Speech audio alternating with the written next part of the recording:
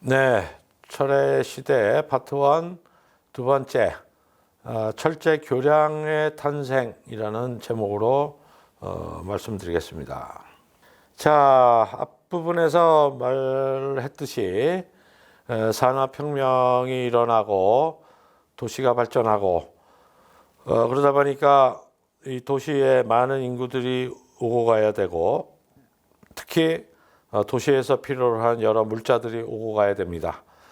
공장에 필요로 하는 철광석도 와야 되고 석탄도 와야 되고 뭐 등등 여러 자재들을 운반해야 되겠습니다. 그러다 보니까 이제는 교량이 필요하죠. 이제 교량은 옛날처럼 마차나 다니는 게 아니라 기차도 다니고 이래야 되는 교량입니다. 그래서 이제 교량들이 발전하는데 이 교량이 철제로 바뀌기 시작하는 것이 18세기 말부터가 되겠습니다. 최초의 주철 교량이 왼쪽에 있는 콜브룩스데일이라고 하는 소위 말해서 석탄 생산 도시에 세워진 다리입니다. 역시 다비 3세가 설계 시공했고요. 자, 이거는 주철이니까 어떨까요? 주철은 말씀드렸다시피 인장력을 견디지 못하죠. 압축력에만 견딥니다.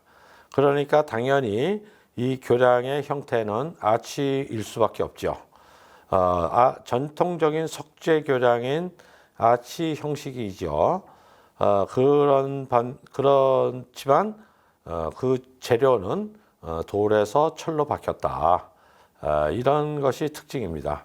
자, 이 이후로 철이 건축 재료로 쓰이면서 철제 교량들이 하나씩 둘씩 등장하게 됩니다. 파리에 있는 뽕데라르, 이거는 인도교인데 역시 주철로 만들어진 다리가 되겠습니다. 밑에 있는 거는 이제 일종의 수도교인데요. 이것도 19세기 초반에 만들어진 것이고 이것도 역시 주철로 만들어진 교량이 되겠습니다. 자, 이제 19세기 중반쯤 되면 연철이라는 게 드디어 나옵니다. 연철이 나오다 보면 이제는 인장력이라고 하는 것을 견디는 최초의 철이 이제 등장을 하게 되는 거죠. 자, 이렇게 되니까 지금까지 못 보던 형식의 교량이 등장을 하는데 인장력을 기반으로 한 교량이 되는 것이죠. 자, 그것의 최초가 지금 보시는 메나이만에 놓여진 메나이 브릿지입니다. 텔포드가 1826년에 설계 시공을 했죠. 자, 이거는 위에 현수선의 전체 교량의 무게를 받아가지고 양쪽 교량에다가 전달하는 현수교가 되겠습니다. 자, 지금은 이 현수선을 전부 아주 강력한 와이어로 만들지만 이 시대에는 강철이 아직 없으니까 결국 어떻게 하느냐? 여기 디테일 사진에서 보듯이 연철로 된 판을 자전거 체인처럼 저런 식으로 체인을 만듭니다. 그 체인으로 큰 어떤 줄을 만들고 그 줄에다가 다리에 선을 내려서 이걸로 다리의 하중을 잡는 이런 방식이 되었습니다. 그래서 연철이 등장함으로 드디어 인장력도 감당하는 교량이 등장한다. 이런 얘기입니다. 자, 그 다음에는 이제 역시 인장력을 이용하는 다리입니다. 로얄 알버트 브릿지라고 브루넬이라고 하는 유명한 영국의 공학자가 1859년에 설계를 했습니다. 자, 이것은 언뜻 보면은 이제 압축력을 가지는 교량일 것 같습니다만은 사실은 여기서도 인장력이 핵심인 교량입니다. 자, 이 교량 역시 연철로 되어 있습니다만은 연철에서도 인장력을 가지는 최대한 활용해서 만든 교량이다라고 볼 수가 있습니다. 자, 이 다리의 하중을 결국 이 교각에다가 전달하는 것이 교량의 역할이죠. 이 하중은 요 수직 부재에 의해서 위로 올라갑니다. 위로 올라가죠. 이렇게 위로 올라가면 요 아치가 그 하중을 받아갖고 양쪽 교량에다가 교각에다가 이 하중을 전달해서 이렇게 내려가는 겁니다. 자, 이 위에 아치는 압축력을 받기 때문에 당연히 이렇게 두꺼운 연철로 된 큰 파이프로 만들어졌죠. 자, 그런데 눈에 또 하나 띄는 것이 이 부분이죠. 이 부분은 왜 있을까요? 자, 이게 이제 이 다리를 해석하는 핵심입니다. 자, 아치가 있고 이 아치에 줄이 매달려서 이 상판을 매단다. 여기까지는 알겠는데 이 선은 왜 필요한 거냐 이 얘기죠. 이렇게 보시면 됩니다. 여기 지금 건설할 때의 장면입니다. 어떻게 했느냐면 이 교량을 이 상태에서 건설을 하려면 어떻게 해야 되겠습니까? 여 밑에다가 이 발판을 다 만들어야 되겠죠. 이 만들고 이거를 만들고 나중에 또 이 부분을 뭐 지우고 이렇게 해야 되지 않겠습니까? 자, 그러려면 이게 배보다 배꼽이 더 커질 수가 있어요. 그러니까 어떻게 했냐면 이 브루넬이라는 사람은 이것 자체를 여기다가 만들어 왔습니다. 이렇게 만들어서 공장에서 만들어서 요 밑에 배에다가 실어서 여기까지를 갖고 왔어요. 그런 다음에 이거를 이렇게 들어 올리면 여기처럼 쓰게 되죠. 그러면 이 만드는 것 자체를 이 강에서 만들 필요가 없게 되는 겁니다. 자, 이게 핵심이에요. 자, 이렇게 되다 보니 이 싣고 올 때 이 자체가 되면 어떻게 되겠습니까? 아치가 밑에서 힘을 당기면 얘가 벌어지죠. 이게 벌어지면은 이게 낭패죠. 안 되죠. 그러니까 얘가 벌어지지 못하도록 거꾸로 여기다가 이거를 인장력을 통해 갖고 이거를 이렇게 붙드는 이 구조를 만든 겁니다. 그게 이 역할을 하는 거죠. 이 역할은 이 아치가 밑에 하중에 의해서 벌어지는 것을 못 벌어지게 이렇게 잡아서 요것 자체가 독립된 구조가 돼서 이동이 가능하도록 만드는 이런 내용이다. 이거를 이용하시면 이 다리를 잘 이해하실 수가 있습니다. 자, 그 다음에 이것도 연철 교량인데요. 연철 교량인데 에펠탑을 만든 구스타프 에펠의 작품이 되겠습니다. 그래서 까라비라고 하는 협곡을 건너지르는 다리입니다. 자, 여기도 마찬가지죠. 교량이라는 거는 이 넓고 깊은 이 계곡을 보통 건너지르는 것이기 때문에 이쪽에는 교각을 없애는 거가 이제 핵심 이 과제죠. 그래서 여기도 어떤 식으로 했느냐면 이 가장 큰 경관이 되는 부분에다가는 아치를 이렇게 두었어요. 이렇게 아치를 두고 아치를 둔 후에는 그 다음에 그 위에다가 이렇게 두 번째 교각을 이렇게 세운 겁니다. 자, 이렇게 되면 어떻게 되겠습니까? 요 마지막으로 올라가는 요 위에 상판에 이 상판이죠. 이거 상판은 스판이 이게 아니라 뭐가 되죠? 요게 되죠. 그러니까 요거는 이렇게 가늘게 될 수 있다는 얘기입니다.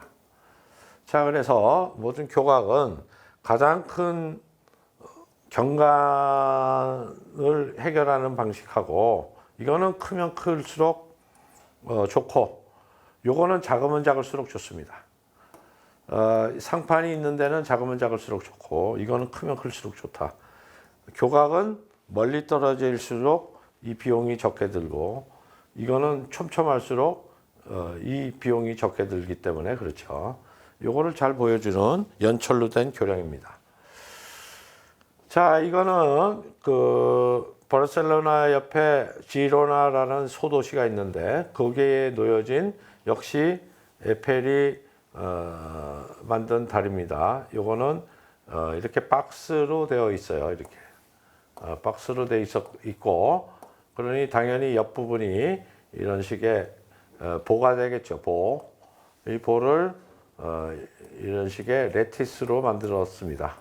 레티스로 만들어서 일종의 트러스가 되는 이런 교량이 되겠습니다. 이렇게 아주 아름답습니다. 이 레티스 자체가 이 도시 풍경을 반쯤 투시하면서 막 만들었고, 자, 이거 뭐 구조 이론 시간에 배웠습니다. 이렇게 되니까 어떡하죠? 이게 교량이 이렇게 두 개가 되니까 아래쪽에는 인장력이 걸리고 위쪽에는 압축력이 걸리죠. 자, 압축력이 걸리니까 이거는 위에서 압축력이 걸리면 이게 뭐 좌골이 일어나겠죠. 그러니까 위에도 이런 식의 연결 철물을 둡니다. 이렇게 두고 여기서 지금 보이시듯이 이 연결 철물을 이렇게 둬서 그러한 구조 방식으로 만든 교량이 되겠습니다. 자, 그러다가 19세기 말이 되면 드디어 강철 교량이 나타나게 됩니다. 자, 드디어 강철 교량이 나타나니까 이 부재는 혁명적으로 가늘어지죠. 아주 강도가 지금까지 있었던 주철은 말할 것도 없고 연철보다도 여러 배 강한 철이 나오니까 당연히 그 부재가 가늘게 되는 상황에 옵니다. 그 최초의 사례들 중에 하나가 이 유명한 브루클린 브릿지입니다. 뉴욕 맨하탄과 브루클린을 이음으로써 연결함으로써 뉴욕 자체가 더 넓은 시가지를 가지게 되고 발전하게 되는 아주 중요한 계기가 되는 교량이죠. 1869년에 세워진 다리가 되겠습니다. 자, 이거는 이제 아주 근대적인 현수교죠. 그래서 교각을 두 개를 세우고 거기다가 이렇게 큰 현수선을 걸고 거기다가 이렇게 수직 와이어를 달아서 밑에 구조를 잡은 이런 사례입니다. 역시 여기도 마찬가지죠. 요거는 짧으면 짧을수록 좋고 이것과 이것 사이는 크면 클수록 좋다라는 거에 원리를 따르고 있습니다. 그래서 이 오른쪽 그림은 둘 다 당시에 건설시 사진들인데요. 보통 현수교는 교각을 먼저 세우고 교각 사이에 이런 발판을 만든 다음에 여기 보이시죠? 이 바퀴에 철사들을 하나씩 이렇게 주거니 받거니 하면서 이 철사들을 묶음을 점점 굵은 묶음으로 만듭니다. 처음에는 가는 선이 왔다 갔다 하죠. 그러다가 조금 굵은 선들이 왔다 갔다 하고 이거를 여러 번 방직기 하듯이 돌려서 이 꾸러미를 두꺼운 꾸러미를 만들어서 이 현수선을 만드는 것입니다. 이게 먼저고 거기에 이제 수직선을 내리고 이 바닥판들을 매달면서 이게 교량이 완성이 되는 이런 순서가 되겠습니다. 자, 또 하나 흥미로운 거는 밑에 그림인데요. 이 교각을 세워야 되지 않겠습니까? 이 교각을 세워야 되는데 이 교각을 어디다 세워야 되냐면 물 밑에다가 세워야 된다. 육지에다가 세울 수는 없고 물 밑에다가 세워야 되니 이게 말 그대로 수중공사죠. 수중공사.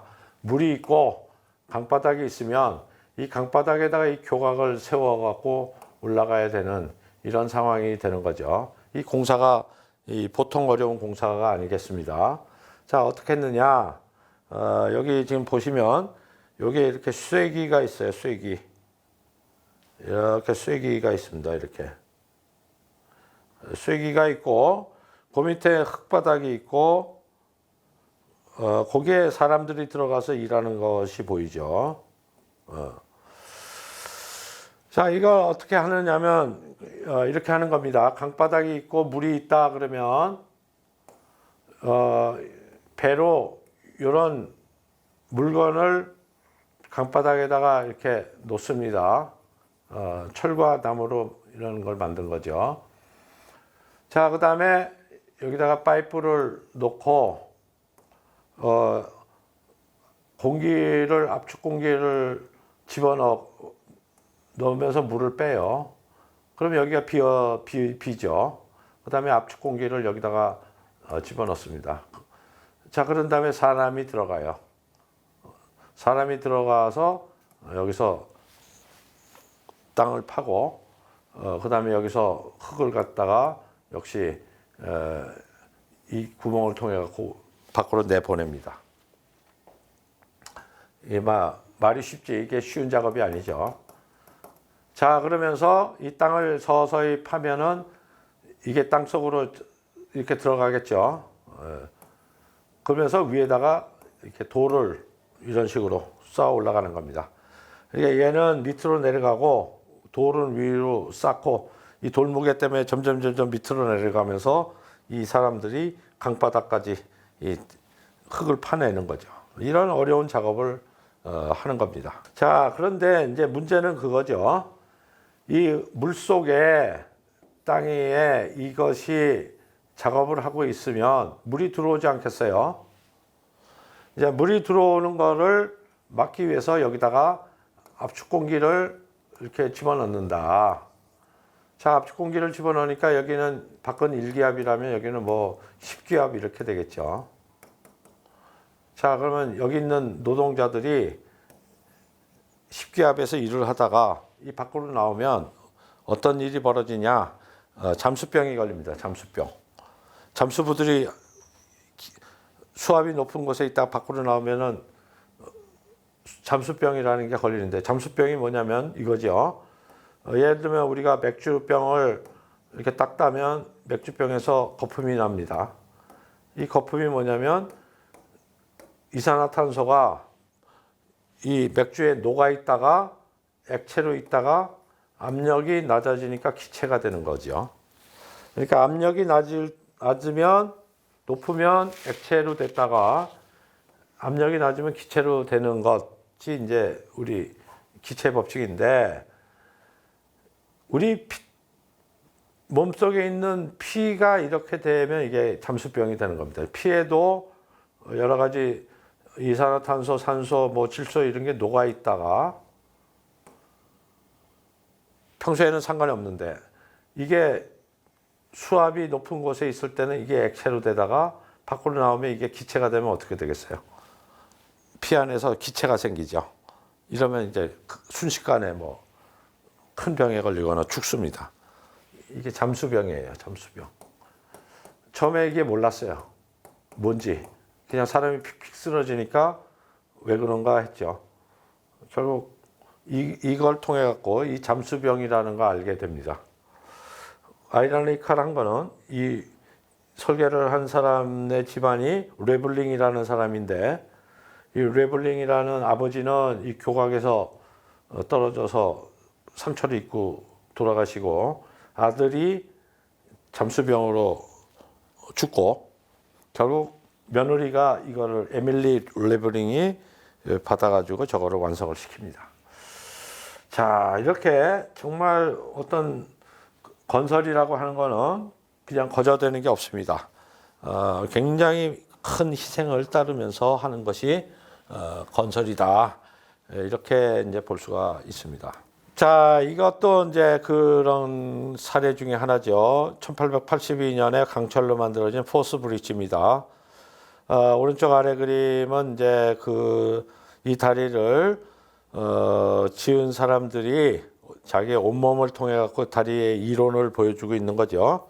양쪽에 있는 사람이 교각이고, 교각에 있는 사람들이 이 팔로 해서 인장력을 가지고 이런 구조를 만들면 가운데에 앉은 사람은 나중에 그걸 얹혀도 된다 이런 얘기입니다. 그러니까 교각부터 먼저 만들고 여기부터 먼저 만들고 여기서 하나씩 이렇게 이어져 내려오고 요거는 제일 나중에 얹혀져도 된다라는 그런 이론을 보여주고 있습니다. 왜 저런 걸 보여주고 있을까요? 이 시대의 교량은 국가가 건설하지 않았습니다. 다 민간들이 설계자가 돈도 모으고 투자자도 모아서 그 투자금으로 건설을 해서 성공하면 그 통행료 등으로 투자금을 되갚는 그런 방식이었어요.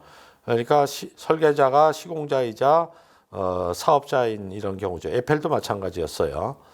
이 사람들은 사실은 설계자이면서 시공자이면서 어떤 투자금을 모으는 사람이었겠죠.